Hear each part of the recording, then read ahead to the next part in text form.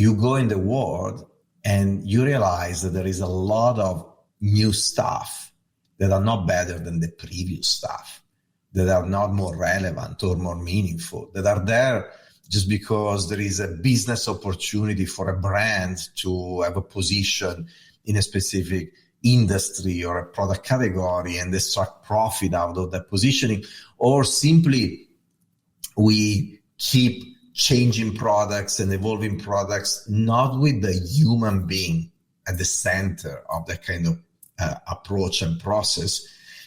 So not to create something better for them, but to drive more profit. And so often the driver is the financial revenue, the return on investment, a variety of different business-related KPIs versus this almost naive, authentic idea and dream of creating real value for people.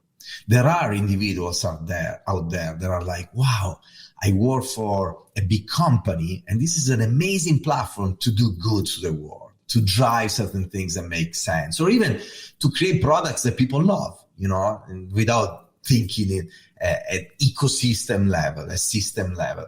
There are people out there that think in this way. There are many others instead that are thinking, okay, I need to grow this business from A to B. The product is one of the many levers. I don't need eventually to focus on the lever and create something extraordinary for people. I can eventually use other levers, pricing, distribution. I can build huge barriers to entry to protect my product, even if it's not extraordinary, even if it's average. So you're right. As a principle, innovation should be human-centered. Unfortunately, we lost that idea over time. It was like this at the beginning, at a prehistoric time when it was an act of love, creating something for yourself and for other people around you by modifying what was available in nature. And then when we started to invent the idea of work and then companies, and we organize ourselves in the society, inventing the idea of branding later on, we lost that pact of love. We lost that idea of love and we replaced it with the idea of profit. And that became the driver of the innovation machine.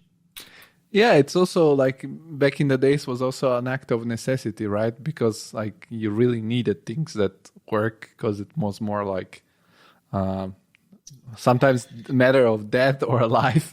And now we have more like, we have a saturation of products in every possible field.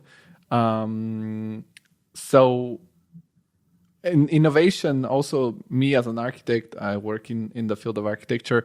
In my opinion, innovation requires more time actually thinking and designing something or planning it, and less than time executing, because once everything is kind of planned, you can execute it more flawlessly, I think. I don't know, is this, in your opinion, correct? And how do we afford it? Because, as you said, it's also very driven by the money. So nobody has kind of time to think too much. Well, first of all, you mentioned the word needs, and then you refer to need in a way that is pretty conventional in the society we live in. When you say need, you immediately think about the functionality, you think about the bottom of the Maslow pyramid.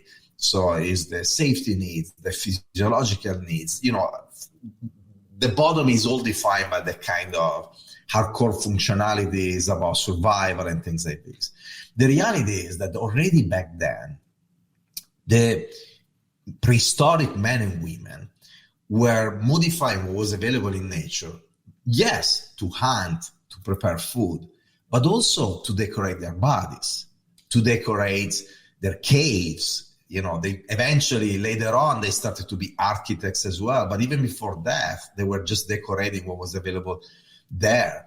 They were decorating to tell stories, but also to celebrate their gods, as an example. And so I just described different kind of needs. They're still needs through the Maslow pyramid, through the filter of the Maslow pyramid, moving from, the more functional kind of needs, moving in the middle to the needs connected to your sense of belonging and connecting with others, all the way to the needs of transcendence, something bigger than you. If you connect them all, this is human instinct. And some feel like, more necessary and more important, because if you don't fulfill those needs, you die, you don't survive. But others are important as well, because impact your mental healthness and a variety of different things that are really, really important in your life.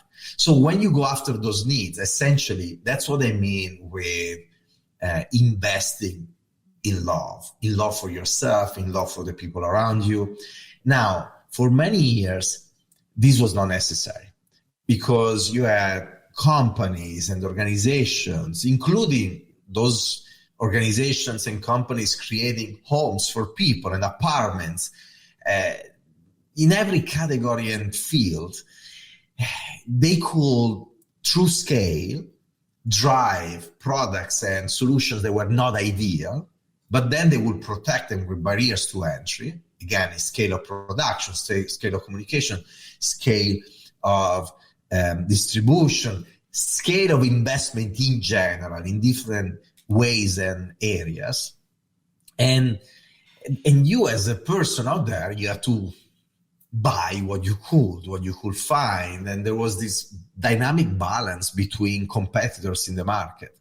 Today, in many categories, in many fields, instead, it's easier to enter and compete with these big organizations. So while in the past, for many years, we had so much focus on generating innovation that would drive profit, today, you need to go back to the idea of generating innovation towards the real needs of people, needs, wants, dreams of people, in a meaningful way, in a relevant way. And that is a new driver of profit and business value. In the past, you didn't need it in many categories because of these barriers to entry.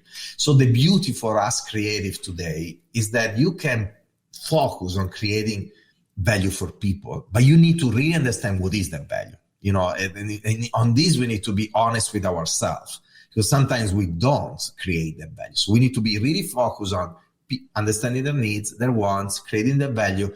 If we do it right, this is becoming a major competitive lever and advantage for the companies we work for. Something that was not the case eventually 20 years ago, 30 years ago. We live in a very different situation.